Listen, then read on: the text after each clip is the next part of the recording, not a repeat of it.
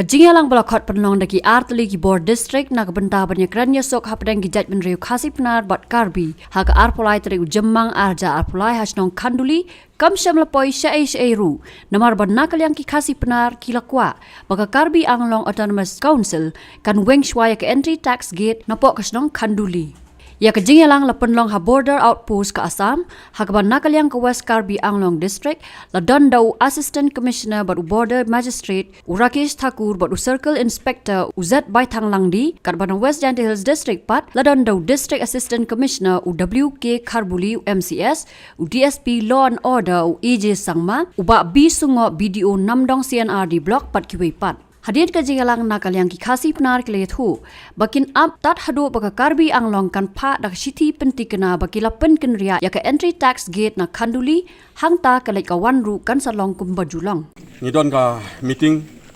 jong ki ar community Karbi Anpnar community. Hagani ka snong kanduli. Bat ni penpau ke jing kemen ba naka ar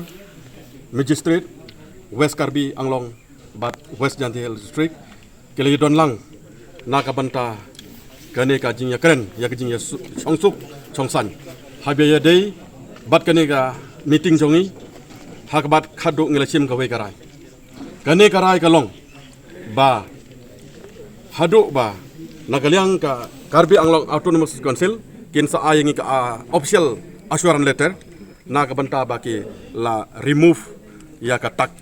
gates hangde ha khanduli bat ngin sia kendu haga next meeting bat ngila rairu ba nagalyang jongi kum ki basong basa haga ni kathan khanduli area ngin se kandu yak MDC jongi nakabenta ban pressurize nagalyang ka board council ban yakren bat ki board jonga Karbi Anglong Council ban weng kaloi ya gane ka tax kit khnang ba ka chongsuk chongsan ka lek kawan ka rep karyang kan long kumbaju long kane de ka khubor nakabenta kinong song jong rilum jon tia chungi barok kawe.